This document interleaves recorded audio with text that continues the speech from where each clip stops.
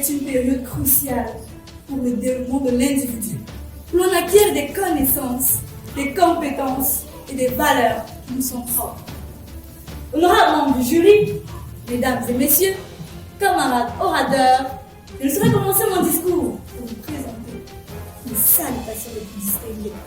Mon discours portant sur l'enfant avenir de la communauté africaine. L'espoir d'une Afrique meilleure reste dans la formation de ces petites élites.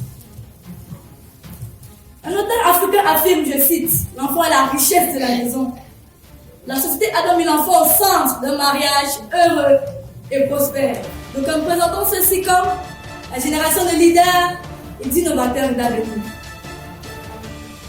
Imaginez-vous un jour en passant dans la rue, vous rencontrez un jeune garçon, luttant avec sa mère du fait qu'elle a daigné lui remettre l'argent de poche. Un argent qui passait son temps à voler d'ailleurs. Et tumultueusement par cette scène, vous vous demandez, où ont-ils échoué? Où n'ont-ils pas pris de bonnes décisions? Où se trouve la faille?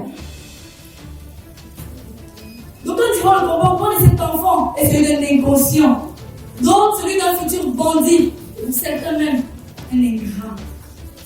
Très chers invités, n'avons-nous pas tous, à un moment de notre vie, causé du tort à nos parents?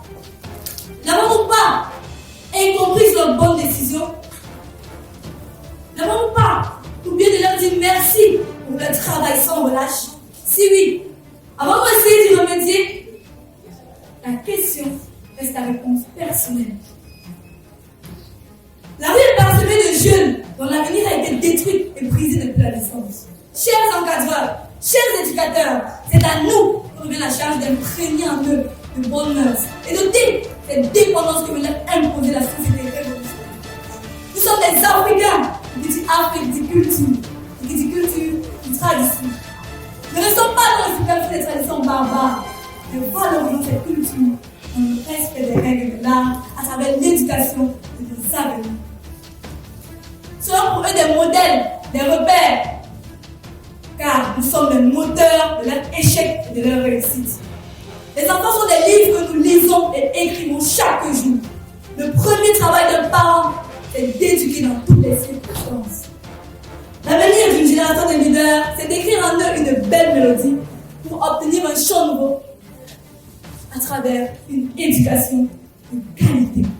Ce fut la majestueuse Alexandra Deby.